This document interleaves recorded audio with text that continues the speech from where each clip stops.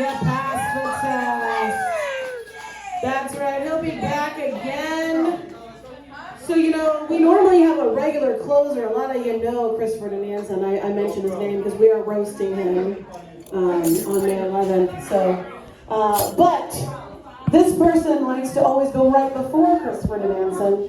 And now, he's probably sweating in his 12,000 layers of Nordic, Norwegian. You look like you're out of a movie over here. The hills are alive with the sound of Indian, with a sweater and a vest and a cute fedora. Anyway, I'm not sure where you're going with your look, but it is very sexy and cute. So please, welcome to the stage tonight's closer, Mr. Enyen Yeshlianish. And yes, I did practice that a lot of times before I could say it. Thank you everybody. Good evening. Whiskey tip, put your glasses up. Thursday night, we're getting fucked up. We don't give a shit. Cheers. Cheers. There you go, savages. My name is Engin Yeşilyemiş, and I'm your comedy exchange student this evening. I smoked a joint and had some whiskey drinks, including that one. I'm also operating on my fourth language. In an unlikely event, if there's an English scholar among you, fuck you. All right, we're gonna do this all together with my broken English.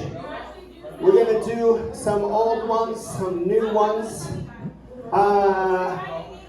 Let's get to know each other a little bit more.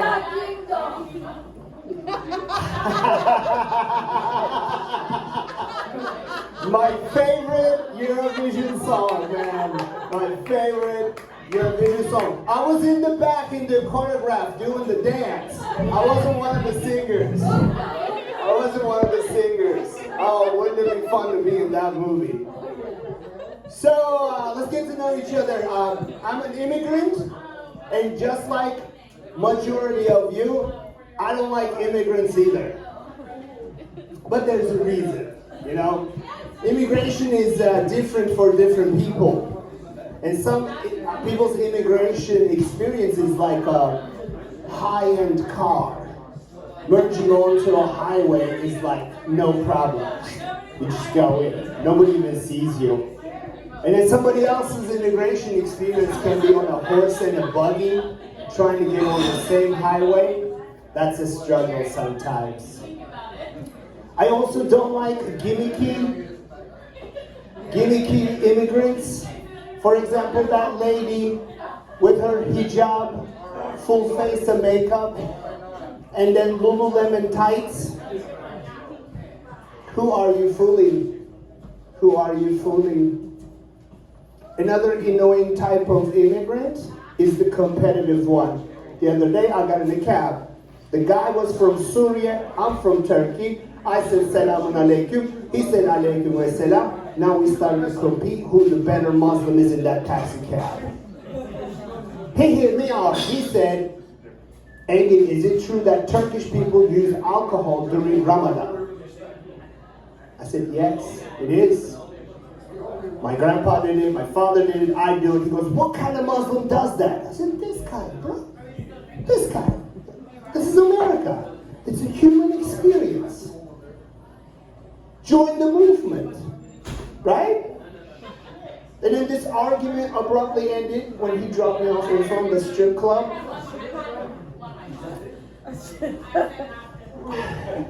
See, he was the better Muslim, but I was the better immigrant. I gave him 5 stars. I'm not fucking with anybody's money because they're in some sort of disagreement with me. Let's get to know each other. Actually, let's do this for 1 minute. 1 minute. I started with saying that I am your exchange student for comedy. Now, if I was really an exchange student and I was staying at your house, and we're at the dinner table, this is week 1, what would you ask me? I've Have you ever seen the top copy dagger? Top Copy dagger. Top copy. No, it did not come to our village in Turkey, so no, I have not.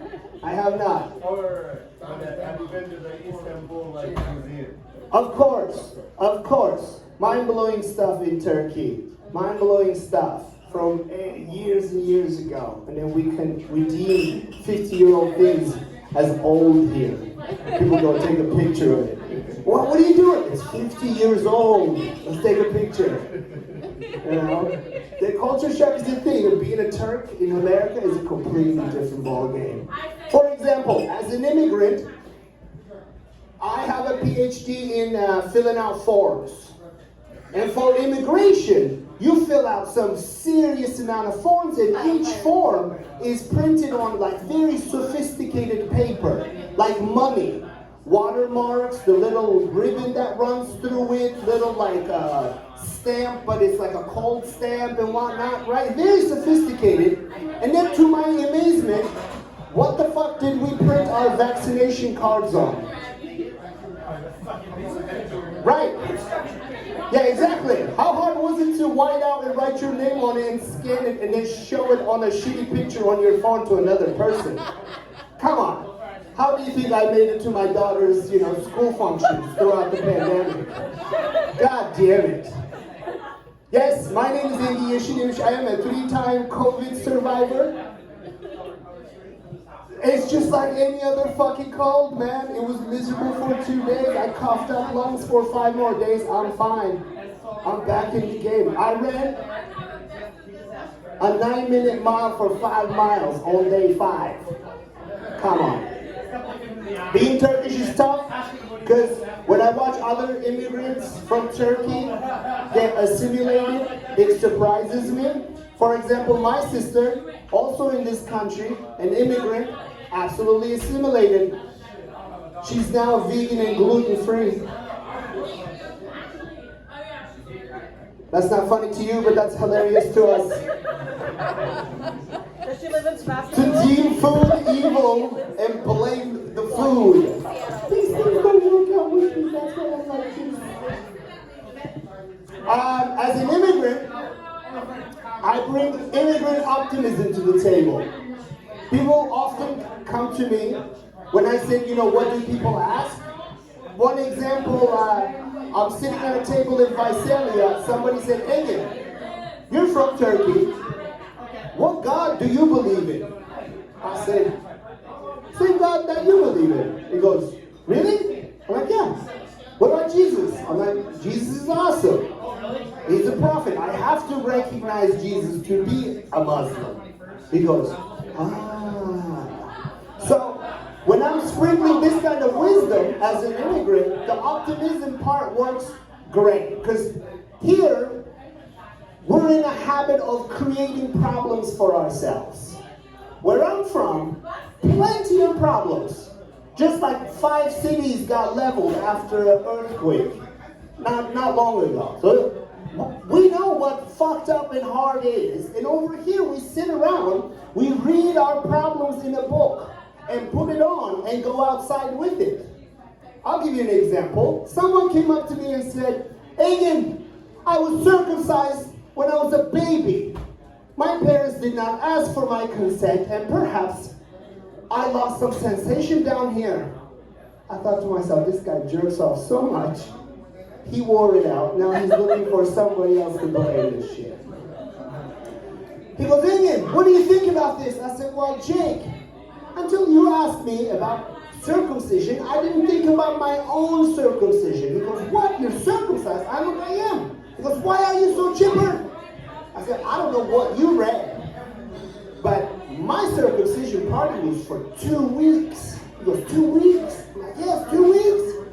Quinceañera has nothing on a Turkish circumcision party. We do it big. We buy the kid 5 sets of suits. So you can match and mix. You get a cape that has fur and bedazzle.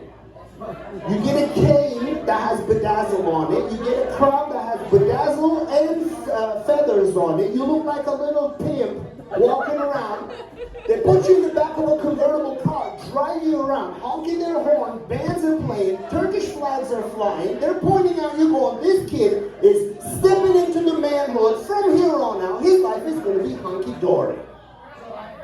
And then 2 weeks later, another big party. He goes, wow. He goes, how do you remember all this? I said, Jake, I got circumcised when I was 10. I have memories with my foreskin, and you bumped about something that you've never met before. Fucking buckle up. That's why immigrant optimism is crucial in this country. You know, the lightheartedness to stuff. Like people come up to me and go, England, I'm from Sebastopol. I'm like, yes, sometimes that is a problem. Sit down. What's going on?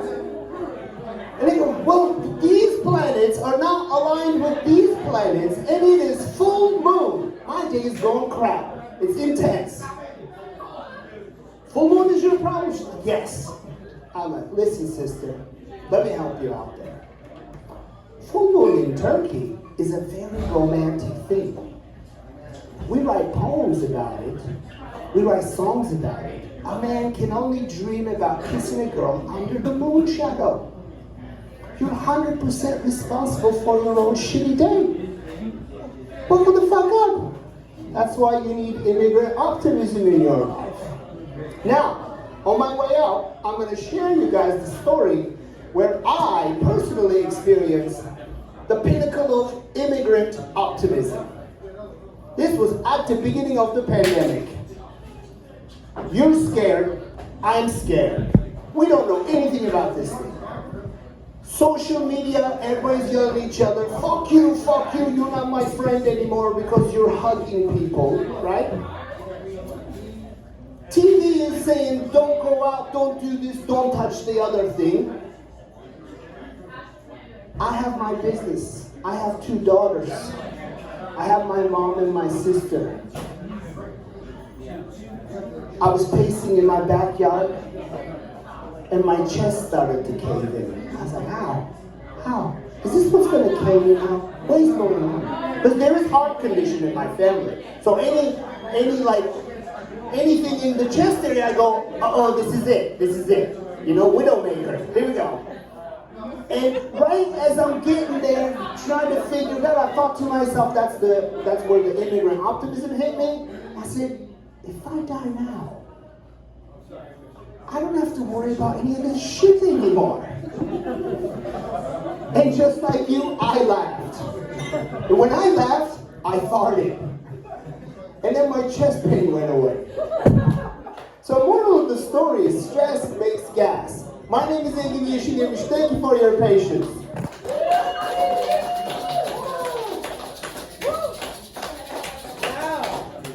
You left an amazing aroma, thank you. Actually, he smells really nice if you get up close.